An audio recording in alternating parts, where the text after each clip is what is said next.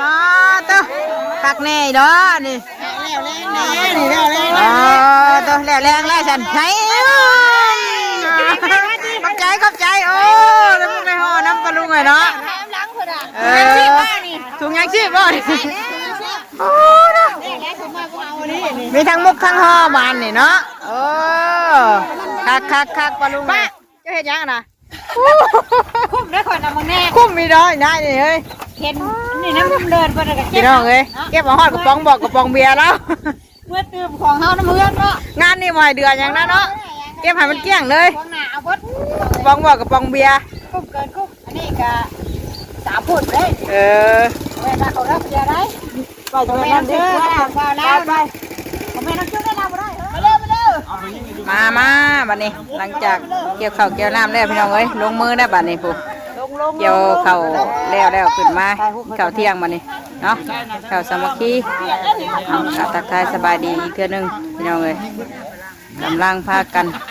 ข้าวน้ำมีอย่างในอยู่ในกินเหมือนกับพวกน่ะมาเด้อปลาลูกเด้อกินข้าวเที่ยงน้ำกันเด้อเนาะอย่ามาปูผตังอยู่ห่มเลยไปกันไปได้หลายพี่เดียวเลยค่ะบรรยากาศกันล่มห้วยเนาะมาเด้อลงมือเด้อทั้งนี้เด้อกินอิ่มก้อนอิ่มก้อนได้เนาะเฮ้ยเด้อกินกล้วยเด้อลมเธอแบบนี้ขึ้นมาแบบลมแห้งเนาะที่นี่คือมองแห้งไปได้จะยินอะไรข้างในไปเฮ้ยไปเอามานี่เลยอยู่ในกินเพิ่นกันพี่น้องเลยโอ้ยต่อคนอะไรลาบหมูเนาะลาบไก่ทั้งนี้เด้อทั้งนั้นยังมีว่านะทั้งนี้กินเลยทั้งนั้นจุดกินดิมีกล้วยชุกอีกผัดกับพี่น้องเลยกับข้าวเนาะแม่กันยืนนะอันนี้บุกินนางอยู่ห่มเลยไม่ได้ขึ้นเถียงมันบุกกันเนาะมาเคยไหมใช่ข้าวมาให้แนวเลยนะมาจากฝั่งไทยกับมากินน้ำกันเอาเข้ามากินเลยไปกินลงมือแล้วแกงดำกับมีกินเอาใ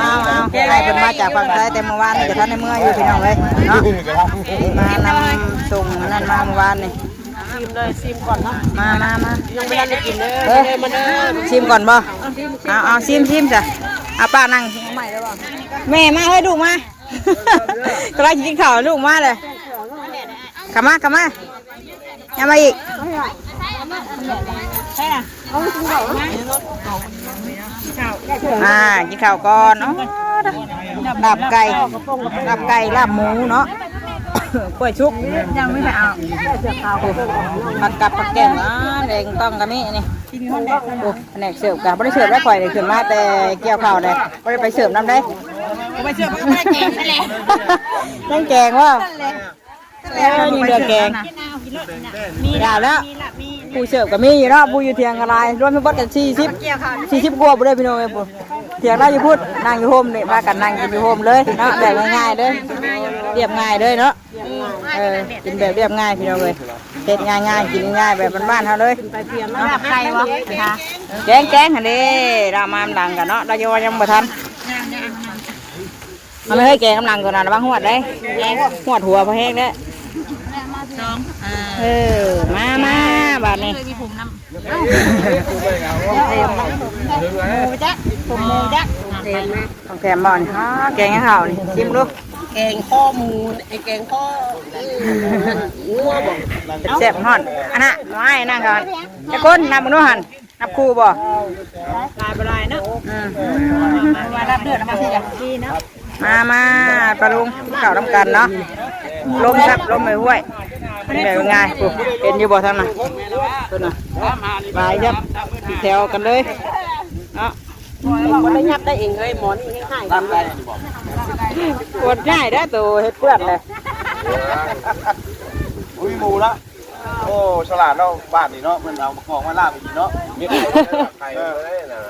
ไปไก่ก็บ่แม่นหยังได้มันปีกล้วยได้กล้วยไก่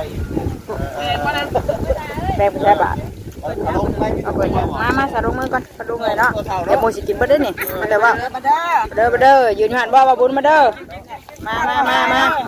ลงมือกันยิ้มใจแล้วบ่เตรียมต้องมัดกันสิยิ้มใจเตรียมต้องมัดป่ะเตรียมต้องมัดต้องคนวันนี้เนาะยังเดือมัดคนพี่น้องเอ้ยมากินข้าวก่อนรอบเที่ยงเดี๋ยวแม่เตอร์จบคลิปไปก่อนเดี๋ยวจะหน่อยจังมาต่ออีกเนาะตอนนี้ก็กินข้าวก่อนฟังเด้อฟังเด้อว่าจะรอทายนะเดี๋ยวคอยชิมหัวได้แล้วว่าน้ำพี่ดำเพิ่นว่าไทยนั่งอยู่ใช่นั่งอยู่บนดินเลยแหละกินข้าวก่อนมาดูเลยเนาะทำหน่อยนะ คุณบ่ย้ายแค่นี้ยังมาอีกแล้วบัดฮะมาสิโจคลิปแล้วบัดว่าเอาตำไม่ตำหุ้งมาเฮ้ยปุ่นเปิดเลยเอาละโต้ยมีแคบหมูอีกมีตำหุ้งพี่น้องเอ้ยตำหุ้งลาบไก่ลาบหมูแกงเนาะแซ่บๆน้ำกันมาเนี่ยมาเดี๋ยวโจคลิปก่อนเนาะเดี๋ยวคลิปกินข้าวก่อนพอมีกากล้องแล้วอ่ะโจคลิปไปก่อนข้าวกินน้ำก่อน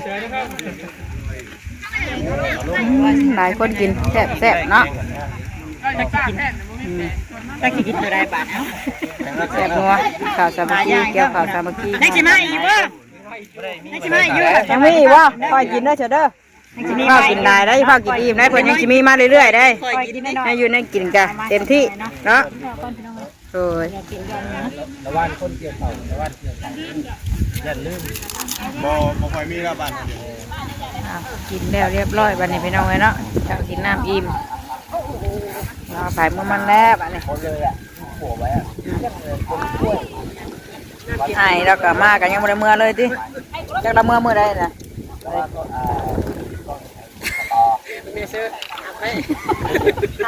ถามหมอนี่แหละบริถามเราได้เราคุยอยู่กูเมื่อนั่งกับมีพี่น้องเลยเนาะเอามาให้ได้เนี่ยกุ๊บเราบอก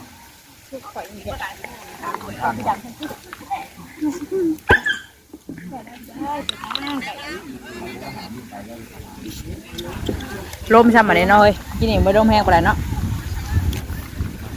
อิ่มทางมุกทางห่อพี่น้องเลยบรรยากาศกระเด็ดทักดีได้มั้ยนี่ลมไม่ห่วย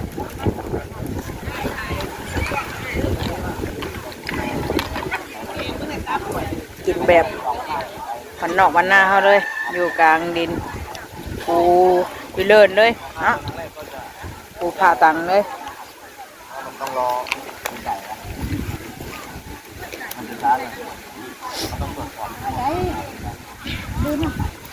ตอนเราขนมาได้2 มื้อหรือเปล่าเฮ้ยนี่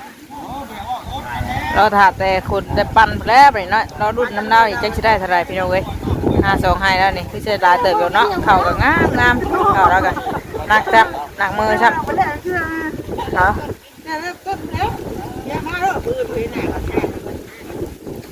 หนาแล้วหักล่างกี่ข่าวหักล่างกี่เกี้ยงมันมักรับผิดชอบงานมันเหมือนหนามันเกี้ยงไงได้หนาเกี้ยงเลยได้อื่นมาข่าวแล้วนะมาข้าวรถไทยได้บุญนะมาข้าวรถไทยได้ข่าวแล้วนะข้าวพี่ตุ่มอ่ะเดี๋ยวหน้าหนาเกี้ยงหนากล้วยแล้ววะเนาะพระเชียรโศกเสาคือท่านนั่นแล้ววะให้ก่อนดิยันมาก่อนพระเจ้าเราตื่นนี่ได้ปลุกอะไรติปลุกขับเฮ็ดเฮ็ดดูแลต่อ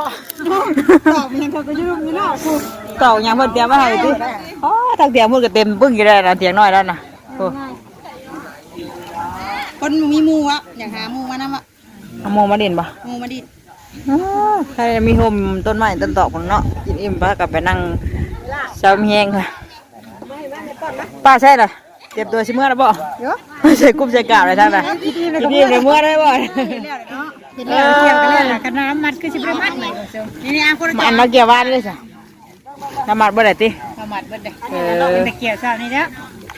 มื้อนี้ได้ข่อยสิรับผิดชอบมารับผิดชอบของเพิ่นเด้อเกี่ยวของเพิ่นมาเลยถ้าข่อยรับ10 ปอนด์นี่ จื้ออยู่ไอ้ก็ไม่อยากรับผิดชอบแล้วบัดนี้เนาะ ล้านชิปพอดนี่ป้าเลยก็ได้เลยไม่ได้รับผิดชอบได้เอาวิมารับผิดชอบจักมันหัวเดี๋ยวบ่ชิปพอดเบิ่งคนหลายมันนี่เบิ่งพ่อเนาะ จะว่าเกี่ยวฮอด10พรทำจังได๋ ชิปปูชิปกับแห้งนะติ เนาะผู้ได้10ก็หลายพูดหลาย10ก็ได้หลายพรตึกได้เลยว่าผู้ได้10ก็ลมเด้อเอ้ยบัดนี้โอ้ระวังเด้อไม้ดอกซ้ำพุ่นน่ะพักกันนั่งโต๊ะไม้อยู่พุ่นลมนะแล้วก็ไปตำอีทางมุกทางคออย่างเด้บัดนี้มีอย่างเด้อิ่มแล้วหอยเมื่อเฮ้ยเผาเมื่ออีกอิ่มแล้วกันยังมาเผาเมื่ออีกว่าชิมุกชิห่อให้อีกบ่ธรรมดาได้นี่แล้วเนาะผู้ยังมาได้กับเมื่อแก้วข้าวแก้วน้ำคนข้าวคนน้ำได้เลยบ่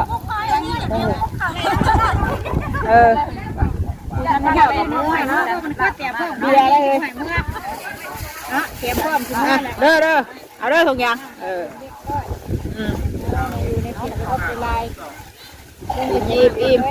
อิ่มหม่ำจำล้าน แต่งาไม่ในรถแถวนั้นยังกินไปเสิร์ฟได้ยังยายอยู่พุ่นน่ะ ไม่ตกดีไม่ดอกจำนะลมจังสิ ไม่ดอกได้นะมันได้งามดอก จักผู้เก็บจักว่าใช้จักแผนกเก็บแล้วพันนี่แผนกเกี่ยวเข่าอะ ใครย่อมากก็รับผิดชอบเด้อ ไปมาเสิร์ฟดิ ใครมาเสิร์ฟก็รับผิดชอบเด้อ นี่พ่อแล้วป่ะฮัมเอาบ่ เอานาทีนี่นะที่นี่สิปฏิเสธเนาะ บอกไง นี่อีกไว้เสียนี่อีกไหมล่ะ เอาเก็บห่อนั้นได้ดิ เด้ของเขาเด้เอาลูก ทั้งมุกทั้งห่อแล้วงานนี่ ชอบเด้อไผ่ย่อมาน่ะเด้อเป็นนี่น่ะที่กินแล้วเพิ่นกินแล้วเพิ่นออกมาได้นี่ดอกน้ำมัน กินอิ่มยังอุบะเฮ้ยมีเฮ้ยงานนี่เฮ้ยมีมุกมีห่ออีกต่อ ขอบคุณค่าได้ไหม เอาไม่พัชรีเฮ้ยขอบคุณค่ะมีมุกมีห่อเฮ้ยมาต่อตักแน่อีดอนี่ นี่แล้วแรง ตัวแล้วแรงแล้วฉันใช้ขอบใจโอ้แล้วมึงไปห่อน้ำปลาลุงไงเนาะ ล้างคนอ่ะ ถุงยางชีพบ่โอ้นะมีทั้งมุกทั้งห่อบานนี่เนาะคักปลาลุงเลยได้ขนมมาม่าเมื่อต้อนลูกน้ำเรือบ่นะนั่งก่อนนั่งตะหมอเจอกันคืออะไรเจอได้สองมุกสองห่อเนาะวินเอ้ยคัก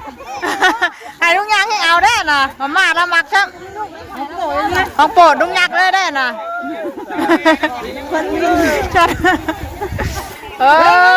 อิ่มท้องทั้งอิ่มในเมื่อห่อเมื่อบ้านเมื่อเฮือนอีกปลาดุงเอ้ยในมุกได้ห่ออีกนี่ในห่ออีกกินอยู่นอนน้ำยังนอนน้ำบ่ดิเอ้ยนะเดี๋ยวได้บ่ายไม่ได้แก้วเฮ็ดอยู่เฮ็ดกินได้จ้ะแล้วดิแม่ครัวมาได้เนาะได้มีไม่ครัวให้เลยคุณน่ะได้คือกันนะว่ะไม่ครัวจะว่าจะมีพิเศษกว่านี้จักบ่ย่านพิเศษกว่านี้อยู่เอ้ยบ่ให้คนมาเกี่ยวข้าวเมื่อก้อนเพิ่นว่าแม่ครัวต้องพิเศษเด้อ ไม่กลัวสิได้ทั้งสองผ้า แม่นได้ทั้งน้องได้วะ ขนมนะเพิ่นมาเอาขนมนะ เข้าใจเด้อเนาะ เยี่ยมเลย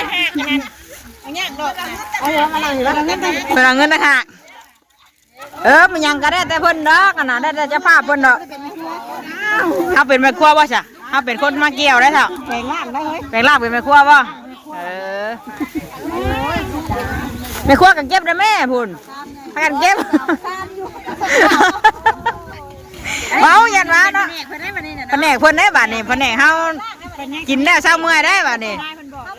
เนาะแผนกแม่ครัวเพิ่นแน่นั่นน่ะถ้วยบวกนะสิมาแผนกล่างอีกอยู่ อันเดียวว่าติ อันเดียวเบิดหั่นแหละ เก็บบ้านนี่พากันกินแล้วเรียบร้อยปลาดุงเลย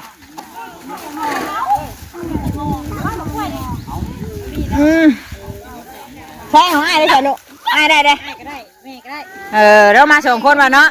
เรามา2 คนว่ะ ลูกเขาไปส่งเฮียนน่ะมานำ อาจจะมา2 คนดิ อันเราโถนะกระซาน บ่ กระทิมไม่ได้จังหวะมือมา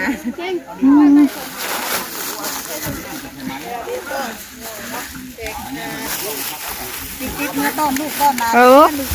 มีติบ ให้กินก้อน เยอะเปล่าเนาะอันน่ะเนาะวิว มาครอบครัวเลย อิ่มมา ไปดิไปรุ่งหนูวะ ไปง่ายบ่นะเอ้ยบัดนี้ลูกง่ายแล้วบัดนี้ในมุกดาหอกันบัดสุคนคนน่ะยังน่ะลมเย็นเดี๋ยวห้วยอยู่ห่มเกือบยังเกือบบุกบ่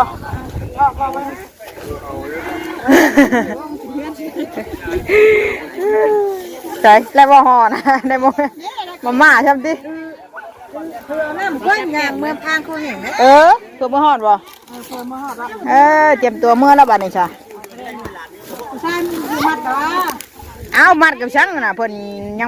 งบ่ได้แห้งบ่ได้หยัง จะรับชอบมันบอกด้านว่าจะก็ติดอีกแล้ว ยันมีติบอีกบ่ โอ้ยแบบบ่ได้ให้แล้วฮะ ยันมีถุงยังชีพอีกบ่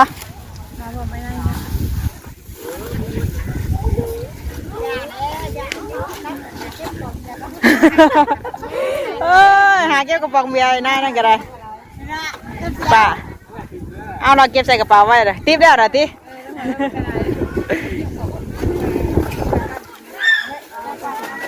เมื่อไรย่างมาบ่อนเอาเมื่อกับไปพูดได้ว่าชงพอมอเตอร์พูดแล้วเดี๋ยวไปรับหมอนั่นมาได้บ่อนเจ๊กใครหาเอามาขอบใจคือกันเลยเด้อขอบใจได้ไม่ได้หาเราจ้ะ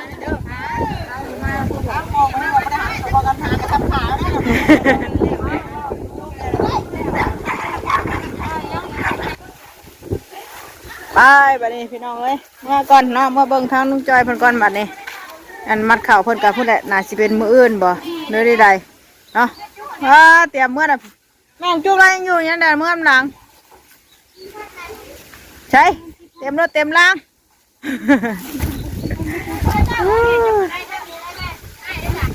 ผมมาก่อนเมื่อก่อนนายเนี่ยคักป้าจะเห็นยังนะ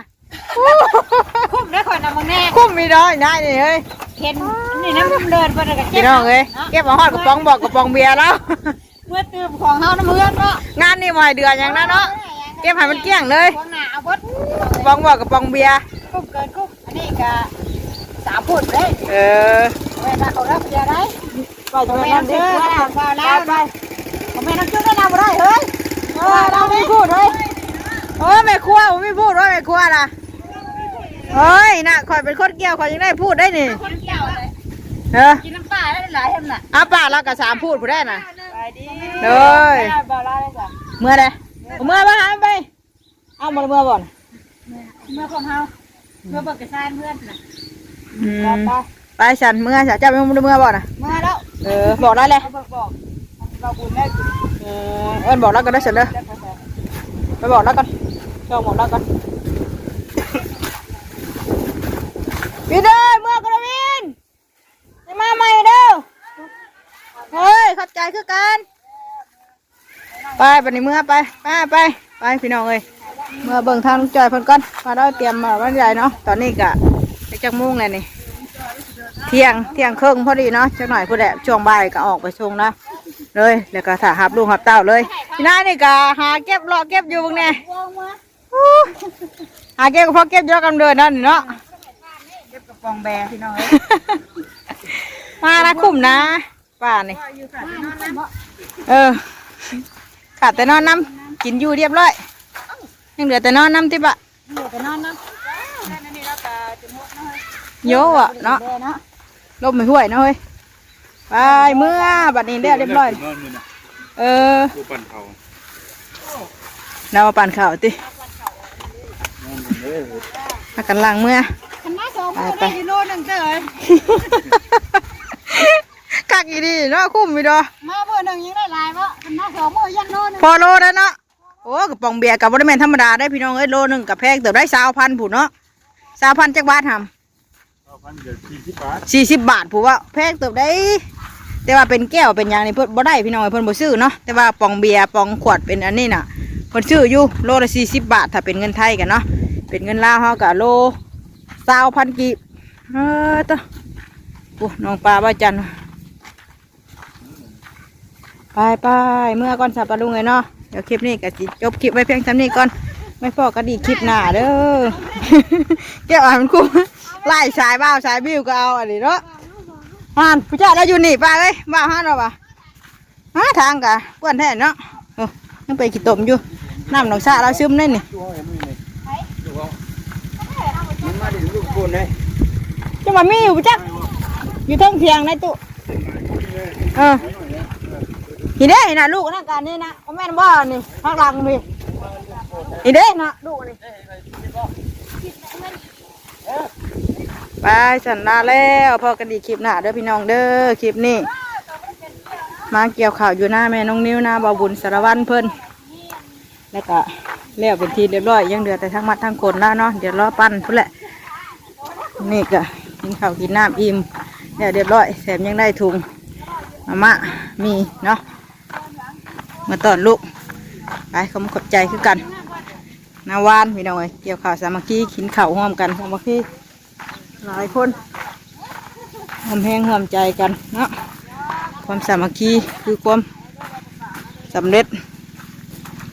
ลาเด้อสบายดีบรรสุขุสุคนรถได้